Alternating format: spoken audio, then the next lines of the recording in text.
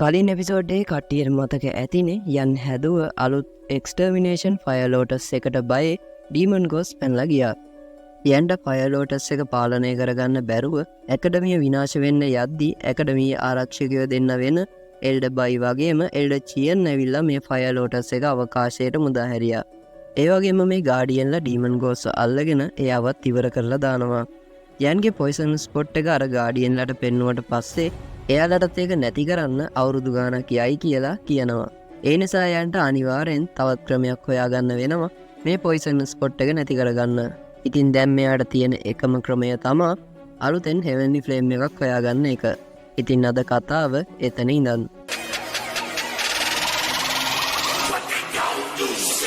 ඉතින් යන් කල්පනා කරනවා එක්ස්ටර්මිනේෂන් ෆයලෝටස් එක ගොඩක් බලවත් වුණත් මට ඒක පාලනය කරන්න බෑ. අමාරු සටනකදී ජීවිතේ බේරගන්න ප්‍රධාන ක්‍රමයක් විදියට ඒක පාවිච්චි කරන්න පුළුවන් වුණත් ඒකෙ ලොකු අවදානමක් තියෙනවා. මෙහෙන් යන්න කලින් මම වගේ ශක්තිය ඉක්මනින් වැඩි කරගන්න වගේම හොඳ පාලනයකින් ප්‍රහාර හසුරුවන්න පුරුදු වෙන්න ඕන. ඒකෙන් මට මධ්‍යම තැනිතලාවේ ආරක්ෂිතව ගමන් කරන්න පුළුවන් වෙයි.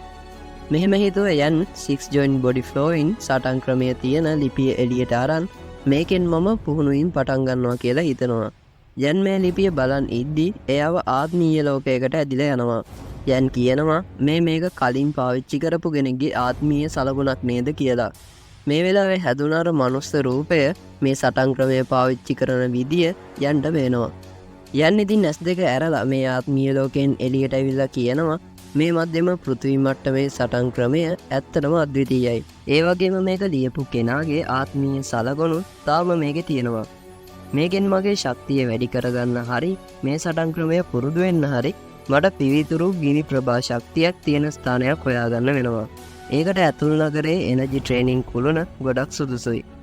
ඉතින් මෙහෙම යන් හිතලා ඊට පස්සේ සූචියනුත් එක්ක එනර්ජි ට්‍රේනින් ටවර් එකට ගිහිල්ලා තියෙනවා.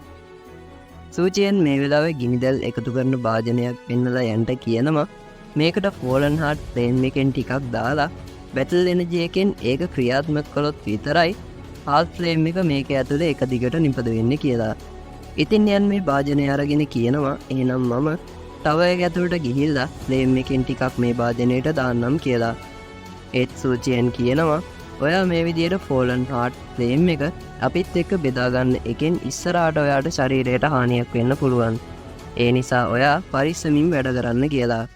ඉතින් යන් කියනවා ෆෝලන් හાર્ට් ෆ්ලේම් එක කොහොමත් අයිති වෙන්නේ ඇතුළු මළුවට. මම ඒක මගේ පාලනය යටතට ගත්ත නිසා ඒකෙන් එකඩමියට ලොකු හානියක් සිද්ධ වුණා. ඒ නිසා මම එනර්ජි ට්‍රේනින් ටවර් එක ක්‍රියාත්මක කරන්න බැඳිලා ඉන්නවා. ඉතින් සූචිය නැවිදන් යන ගමන් කියනවා ෆෝලන් හાર્ට් ෆ්ලේම් එක වගේ හොඳ ශක්ති ප්‍රභවයක් අපිට නැති නිසා මේකට දැන් ඉස්සර වගේ ළමයි එන්නෙත් නෑ කියලා. යන්න ආයෙත් සූචියෙන් ළඟට ගිහින් කියනවා ඔයා බය වෙන්න එපා මම කොහොම හරි නොනොවිතෙන සදාකාලික හાર્ට් ෆ්ලේම් එකක් හදන්න උත්සාහ කරන්නම් කියලා. පාලමාලයට යමු කියලා.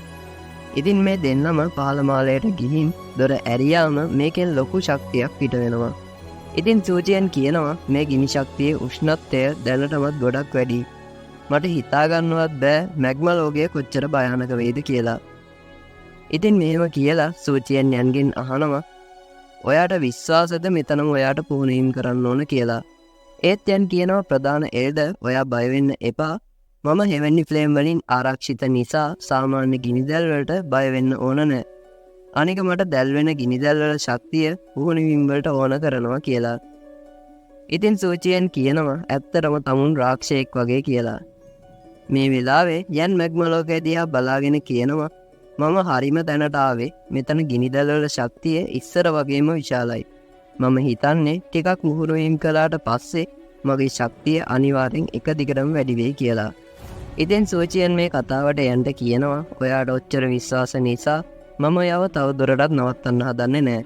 ඒත් මොකක් හරි ඌමනාවක් වුණොත් උඩට සංඥාවක් එවන්න. මං අනිවාර්යෙන් පහලට ඇවිත් ඔයාව බේරගන්නම්. ඉතින් යන් මේ කතාවට මම මේක මතක තියාගන්නම් කියලා කිව්වාම සූචියන් අර බාධකේ ඉවත් කරලා යන්ට ඇතුළට යන්න කියලා කියනවා. යන් හෙවැනි ෆ්ලේම් එක එයාගේ ඇඟවටේ දවටගෙන පහලට වයින්නවා. යන් මේ වෙලාවේ එයාට දැන් අමුතු හැඟීමක් නිසා හිතනවා මට කවුරු හරි පහළ ඉඳන් කතා කරනවා වගේ දැනෙනවා. මේකේ පහළ මට සම්බන්ධ මොනෝහරි දෙයක් ඇත්තටම තියෙනවද දන්නේ නෑ කියලා. ඉතින් යන් මැග්මලෝකයට ඇවිල්ලා ටිකක් එහාට මෙහාට ගිහිල්ලා කියනවා මේ තැන මම කලින් යද්දි තිබුණ විදිහටම තියෙනවා. කිසිම ජීවියෙක් ජීවත් වෙන ගතියක් ඇත්තෙම නෑ. හැම තැනම හිස් බවක් විතරයි දැනෙන්නේ කියලා. ඉතින් යන් ගල්තලාවකට ගිහින් ඉඳගෙන 6 joint ruler සටන් ක්‍රමයේ තියෙන ලිපිය දිගහැර ගන්නවා. ඉතින් මේ සටන් ක්‍රමය පහර දීමේ හා පහරවල් වලින් ආරක්ෂා වීමේ ක්‍රමවල එකතුවක්. සටනට යද්දි පහර දෙන්නත් පැනලා යද්දි පහරවල් නවත්තන්නත් මේකේ කියලා දෙනවා. මේකේ පහර දීමේ රැලි ක්‍රමය කොටස් 3කට බෙදෙනවා. පළවෙනි එක splitting flame. ඒ කියන්නේ බෙදෙන ගිනිදැල්. දෙවෙනි එක body flowing fire. ඒ කියන්නේ ශරීරයේ ගලා යන ගිනිදැල්. අන්තිම එක 6 joint fire. ඒ කියන්නේ 6 වන ඒකාබද්ධ ගිනිදැල්. ඔන්න ඔය විදිහට තමයි මේ සටන් ක්‍රමය කොටස් 3කට බෙදෙන්නේ. උනන්දුවෙන් පුහුණු වුණොත් දවසක මේ ක්‍රමය සම්පූර්ණයෙන්ම පාවිච්චි කරන්න පුළුවන් වෙනවා. එහෙම වුණොත් යන්ගේ මට්ටමේ ඉන්න කාටවත් එයාට සටනකදී ලන් වෙන්නවත් බැරි වෙනවා. ඉතින් මේ සටන් ක්‍රමේ ලොකු ආධිපත්‍යයක් තියෙන නිසා යන්ගේ ඇඟේ ශක්තිය ඉක්මනින් අඩු වෙනවා. ඒත් මම හොඳ වෙලාවට ඒක ලෑස්ති වෙලා ආවේ කියන යන් එනර්ජි රිස්ටෝර් පිල් එකක් කාලා ආයෙත් අර සටන් ක්‍රමය පුරුදු වෙනවා. මේ සටන් පුරුදු වෙන සම්පූර්ණ වීඩියෝ එක මම Facebook page එකේ දානවා. ඒක නිසා කට්ටිය Facebook page එකට like කරලා touch එකේ ඉන්න. page එකේ link එක මම description එකේ දාලා තියෙනවා. ඉතින් යන් මෙහෙම පුහුණු වීම කරද්දි යන්ගේ ඇඟේ තියෙන fallen heart flame එක එළියට එන්න හදනවා. ඒ වගේම එක පාරටම ලොකු ලාවා රැල්ලක් යන්ගේ පැත්තට එනවා. යන් ඉතින් එයා අලුතින් ඉගෙනගත්ත splitting flame ප්‍රහාරයෙන් මේ ලාවා රැල්ල නැති කරලා දානවා. යන් ආයෙත් අර ගල්තලාවට හති දදා ගිහිල්ලා කියනවා මේ සටන් ක්‍රමය ඇත්තටම අද්විතීයයි. මට තාම මේක සම්පූර්ණ තේරුම් ගන්න බැරි වුණත් මේ වගේ ප්‍රතිඵලයක් තියෙන එක ගොඩක් හොඳයි. ඉතින් මේ කතාවට පස්සේ යන්ගේ ඇඟේ ආයෙත් අර ඇඟ ඇතුලේ තියෙන heavenly flame එක පිස්සු ගෙලින්න ගත්ත නිසා යන් කියනවා ඇත්තටම පහළ මොනවා හරි තියෙනවද? fallen heart flame එක මෙච්චර ලොකු වෙනස් වීමක් පෙන්වන්නේ ඇයි?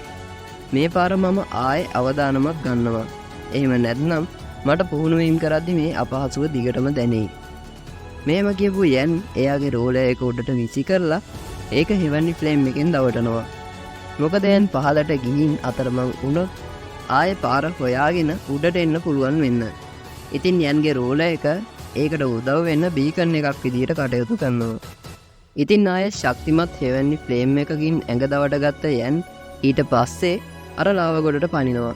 ඉතින් අර ලාවා ගොඩේ ටිකක් පහලට පීනන් ගියපු යන් වටපිට බලලා කියනවා මේ තැන ඇතුල් මළුවට පහලින් තිබුණත් ප්‍රධාන එල්ඩර් සූචියෙන්ටවත් මැග්මා ලෝකය ගැන තේරෙන්නේ නැහැ. ඉතින් මෙහෙම කියලා යන් ගිනිදැල්ලක් අරන් පහලට විසි කරනවා. ඉතින් මේක ටික දුරක් ගිහිල්ලා නොපෙනී යනවා. මේක දැකලා යන් කියනවා පහලට වෙන්න පාරිසරික විෂමතා තියෙනවා වගේ කියලා. ඉතින් යන් අර ගිනිදැල්ල පස්සෙන් පීනගෙන යද්දි ඈත ඉඳන් යන් මෙහෙම හිතලා නවතිනවත් එක්කම ద్వාරයක් විවෘත වෙලා යන්ගේ ෆ්ලේම් එක ඒකේ ඇතුළට ඇදිලා යනවා. ඉතින් යන් හිතනවා මැග්මා ලෝකයේ මේ විදිහට ద్వාරයක් හදන්න පුළුවන් කෙනෙක් එක්ක හැප්පෙන්න පුළුවන් කියලා මම හිතන්නේ නැහැ. මෙතනින් පැනගන්න එක තමා හොඳම විසඳුම. ඒත් මම මේ ගැන හරි විස්තරයක් දැනගත්තේ නැත්නම් මට හිතට නිදහසකුත් නැහැ. ඉතින් අර ద్వාරය වැහෙනවා දැකපු යන් ඒ පැත්තට පීනන්න පටන් ගන්නවා. ඒත් එක පාරටම යන්ගේ පැත්තට ආව ගින්දර ප්‍රහාරයක් යන්ම අගාරිනවා. ඉතින් මේ වෙලාවේ පහර දීලා තියෙන්නේ අර යන්ගේ පස්සෙන් ආව ගිනි කටුස්සා. ඉතින් අර ගිනි කටුස්සව දැකලා යන් කියනවා පේන විදියට ඒ මිනිස්සෙක් නෙමෙයි කියලා. මේ වෙලාවේ අර කටුස්සා කෑ ගහගෙන යන්ගේ පැත්තට එද්දි යන් මේ සතාගෙන් මැරෙන්න දෝන කියලා අහලා අර කටුස්සට heavenly flame එකෙන් පහර දෙනවා. මේ ප්‍රහාරයෙන් අර කටුස්සා විසි වෙලා ගිහිල්ලා ගල් ගොඩක වදිනවා. ඉතින් මේ ප්‍රහාරයට තරහ ගියපු ඒ සතා ආයෙ ගිනි බොලෝගයක් එක දිගට යන්ගේ පැත්තට යවනවා. යන් මේ වෙලාවේ ලයිට්නින් ස්ටෙප්ස් පාවිච්චි කරලා අර කටුස්සගේ පිටිපස්සෙන් මතුවෙලා ඒකව heavenly flame එකෙන් පුච්චලා දානවා. මේකෙන් ඉතුරු වුණ රතු පාට බෝලයක් අතට ගත්ත යන් හිතනවා මේක මොන්ස්ටර් කෝ එකට සමාන දෙයක් වෙන්න ඇති කියලා. ඒ වගේම මේක ගින්දර ශක්තිය පාවිච්චි කරලා පුහුණු වෙන අයට දුර්ලභ සප්ලිමන්ට් එකක් වගේ කියලාත් යන් කියනවා. මේ වෙලාවේ එක පාරම ලොකු පිපිරියමකුත් එක්ක අර කටුස්ස 3 දෙනෙක් ඇවිල්ලා යන්ව වට කරනවා. යන් කියනවා පේන විදියට කලින් අර කටුස්ස මැරෙන්න කලින් මෙයාලට සංඥා කරලා වගේ කියලා. ඉතින් අර කටුස්ස යන්ට පහර දෙන්න පටන් ගද්දි යනුත් උන්ට පහර දෙනවා. ඉතින් මේ කටුස්සන්ට පහර දීපු යන් මෙතනින් පැනලා යන්න පටන් ගන්නවා. පැනලා යන ගමන් යන් එයාටම කියා ගන්නවා මුරණ්ඩු සත්තු මෙයාලා තව අයට කතා කළොත් මට ඒ ඔක්කොම එක්ක සටන් කරන්න පුළුවන් වෙන එකක් නෑ. ඉතින් අර කටුස්සෝ යන්ට ආයෙත් පහර දෙන්න එද්දි යනුත් උන්ට පහර දීලා ආයෙ උඩට පීනන්න පටන් ගන්නවා. ඒත් මේ වෙලාවේ කටුස්සෝ ගොඩක් ඇවිල්ලා යන්න වට කරගන්නවා. ඊට අමතරව මේ රංචුවේ නායකයා වගේ පේන ටිකක් වෙනස් ගිනි කටුස්සෙකුත් මෙතනට එනවා. ඉතින් මේ නායක කටුස්සගේ අනගිරීමෙන් අර කටුස්ස ඔක්කොම යන්ට පහර දෙන්න පටන් ගන්නවා. යන් සමහර කටුස්සන්ට පහර දෙන ගමන් සමහරුන්ව මගාරිනවා. මේ වෙලාවේ යන් ළඟට ආව කටුස්ස එක්ක යන් හෙවෙන්ජි ෆ්ලේම් එකෙන් පුච්චලා මරලා දානවා. මේක දැකපු අර නායක කටුස්සා හයියෙන් කෑ ගහද්දි අනිත් කටුස්සොත් හයියෙන් කෑ ගහන්න පටන් ගන්නවා. මේ වෙලාවේ මේක නම් ලොකු කරදරයක් වෙන්න යන්නේ. මම මෙතනින් පැන ගන්න ඕන කියලා යන් කියද්දි අර කටුස්ස ඔක්කොම යන්ට පාර දෙන්න ගිනි ජාලා හදනවා. ඉතින් මේ වෙලාවේ එකපාරම යන්ට වටෙන්ම ගිනි ප්‍රහාර එල්ල වෙන්න පටන් ගන්නවා. යන් මේ පාරවල් වලින් බේරෙද්දි අර නායකයන් යන් ලයිට්නින් ස්ටෙප්ස් පාවිච්චි කරලා අර ප්‍රහාර මගාරින ගමන් අර නායක ගිනි කටුස්ස පැත්තට යනවා. යන් අර ගිනි කටුස්ස පිටිපස්සෙන් මතුවෙලා ඒකට පහර දෙන්න හැදුවත් මේ කටුස්ස අර ප්‍රහාරය බ්ලොක් කරනවා. මේකෙන් උන පිපිරීමෙන් අර අනිත් කටුස්ස ඈතට විසි වෙලා යනවා. වීඩියෝ එක දික් වෙන්න ඕන නිසායි තව විස්තර කට්ටියට ඕන නිසායි නවල් එකේ තියෙන පොඩි විස්තරයක් මම කියන්නම්. නවල් එකේ නම් මේ සත්තුන්ට කියන්නේ ගිනි කටුසු මිනිස්සු. එහෙම නැත්නම් fire lizard people කියලා. ඒ වගේම දැන් මේ සටන් කරන නායක කටුස්සගේ ශක්තිය ඩූවාන් කෙනෙක්ගේ ශක්තියට සමානයි. ඉතින් මේ නායක කටුස්සා අර යන්ගේ ප්‍රහාරය බ්ලොක් කරාට පස්සේ යන් ආයෙත් ඔක්ටේන් බ්ලාස් ප්‍රහාරය අර කටුස්ස නායකයා පැත්තට එල්ල කරනවා. මේ පාරින් නම් යන්ට මේ කටුස්සව මරන්න පුළුවන් වෙනවා. ඒ වගේම මේ සතාගේ මොන්ස්ටර් කෝ එකත් යන්න එකතු කරගන්නවා.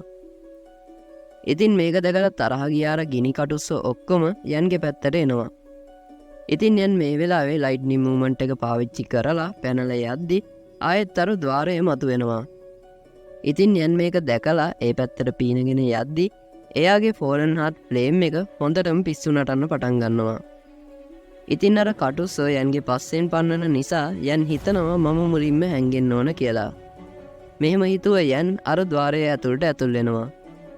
ඉතින් අර කටුස්සොත් මේ ద్వාරය පැත්තට පීනන් එද්දි මේ ద్వාරය එතනින් වැහිලා යනවා.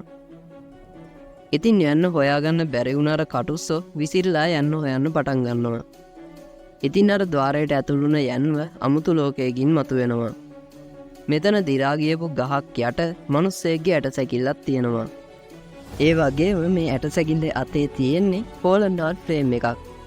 ඉතින් මේක දැකලා යන් ගොඩක් පුදුම වෙනවා. ඉතින් ඔය විදියට අද කතාව මෙතනින් ඉවර වෙනවා. ඉතින් යන් මේ ෆෝලන් හාට් ෆ්ලේම් එකට මොනවා කරයි කියලාද ඔයාලා හිතන්නේ?